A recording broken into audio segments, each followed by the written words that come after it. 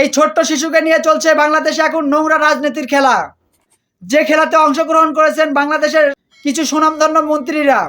এই শিশুটির মতন যদি তাদের ঘরে কোনো শিশু থাকতো তাহলে তারা বুঝতে পারতো যে একজন সন্তান হারানোর মর্মটা কি।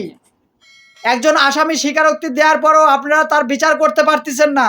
বাংলাদেশের বিচার বিভাগ এতটাই খারাপ, ধিক্কার জানায় আপনাদের বিচার বিভাগের। আপনারা যদি বিচার বিভাগের প্রতি এতটা সহনশীলতা হন তাহলে তো বাংলাদেশে চুরি ডাকাতি ছিনতাইকারী আরও ভবিষ্যতে বেশি হবে।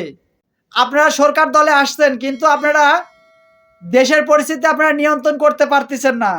এদিকে সাধারণ জনগণ কি বলে একটু শুনেন। আমরা আসলে চাচ্ছি যে আইন যে ওনাদের নিয়েছেন, ওনাকে যে গ্রেফতার করা হয়েছে ওনাকে অ্যাজ সুন অ্যাজ পসিবল ওনাকে ফাঁসি দেওয়া হোক।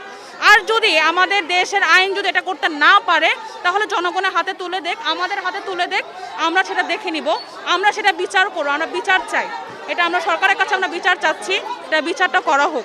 আমাদের বাংলাদেশে 64টা জেলা না 65 জেলার ভিতরে এই কর্মকাণ্ড হচ্ছে। এই কিছুদিন আগে আজকে দেখলাম মোবাইলে যে 10 বছরের মেয়েকে তার বাপ নিজে ধর্ষণ করছে।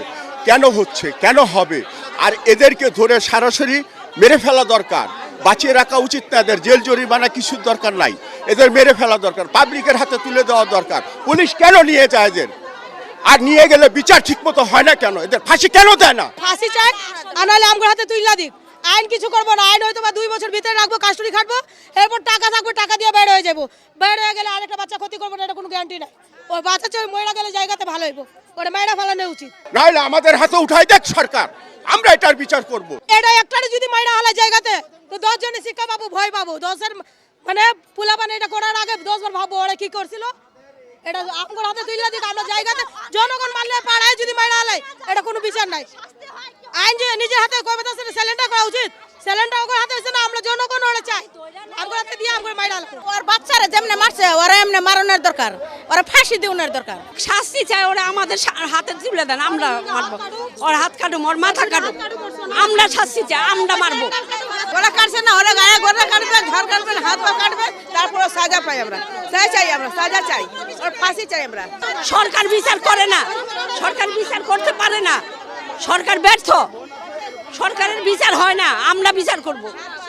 আমাদের সন্তান গেছে, আমরা মারবো। এক ফ্ল্যাটের ভিতরে 3টা পরিবার ভাড়া থাকে, এখন তারা কিভাবে চলে, কিভাবে থাকে আরেক ফ্ল্যাটের লোকে জানে না।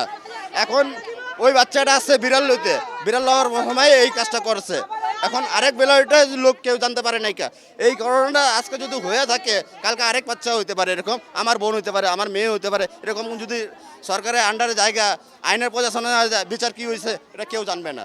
সে মাদকাসক্ত না, সে যদি মাদকাসক্ত হইতো সে গ্রিল কেটে নিজেকে রক্ষা করলো কিভাবে? আমাদের বিচার আমাদের কাছে দিবেন, আমরা এটার বিচার প্রতিবাদ করব। আমরা কোনো আইনের মাধ্যমে বিচার চাই না। আপনারা যদি বিচার না করতে পারেন তাহলে আপনারা সাধারণ জনগণের হাতে উঠায় দেন, তার বিচার সাধারণ জনগণই করবে। এদিকে কোনো একটি সমস্যা হলে পারে এখন বর্তমানে বিএনপি দল জামাতে দোষারোপ করতেছে। সকল পরিস্থিতির জন্য নাকি জামাতে ইসলামী দায়ী। দেখুন কথাটা শুনুন। যত অকর্ম হচ্ছে সেই অকর্ম তারা করছে, কিন্তু প্রসঙ্গটি সরকারের উপরে চাপিয়ে দেওয়ার চেষ্টা করছে, যারা জামাত এবং ইসলামকে নিয়ে এক ধরনের ব্যবসা করে। এখন আবার ছাত্রলীগ গুপ্তভাবে শিবিরের মধ্যে। বন্ধুরা, একটা মহল আছে যারা মিথ্যা ছাড়া অন্য কোনো ভালো জিনিস চিন্তা করতে পারে না। নাম বললে আপনারা সবাই চিনবেন। কখনোই তারা মানুষের আস্থা বিশ্বাসের সঙ্গে থাকতে পারে নাই বলে তারা সরকারের যাওয়া তো দূরে থাক, উল্লেখযোগ্য কোনো মানুষের সমর্থনও পেত না। এরা ইসলামকে ব্যবহার করে ইসলামের বিরুদ্ধে ভূমিকা পালন করে। এরা এমনই একটি অংশ রাজনীতিতে, মিথ্যা ছাড়া এদের আর কিছু নাই, সেটি হচ্ছে জামাতে ইসলামী।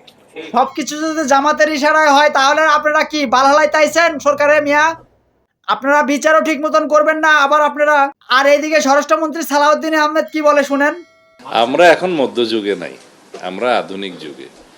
আইন সংস্কারটা একটা চলমান প্রক্রিয়া। সমাজের চাহিদা অনুসারে, সময়ের চাহিদা অনুসারে সকল আইনকে আপ টু ডেট করতে হয় এবং যুগোপযোগী করতে হয়, সেগুলো চলমান প্রক্রিয়া। সেগুলো তো আছেই। বিভিন্ন আইনে অবশ্যই আমাদের কিছু কিছু সংশোধন আনতে হবে, সেটা আমরা দেখব। আবার কিছু কিছু ক্ষেত্রে এটাও চিন্তা করতে হয় যে খুব সংক্ষিপ্ত বিচারের মাধ্যমে আবার অবিচার করা হচ্ছে কিনা, বা এমন কিছু হয় যে আমরা খুব কঠোরতম আইন প্রণয়ন করলাম, প্রয়োগের ক্ষেত্রে সেটা আবার মিসইউজ হচ্ছে কিনা, অপব্যবহার হচ্ছে কিনা, এগুলো সবগুলো লক্ষ্য রাখতে হয়। এখন কোনো ঘটনা ঘটলো সেজন্য একটা চটজলদি করে আইন প্রণয়ন করে ফেলা এবং কোনো আদালত সৃষ্টি করে ফেলা, এগুলো ইমোশনালি করা যায় না। এটা বৃহত্তর ক্যানভাসে দেখতে হয়।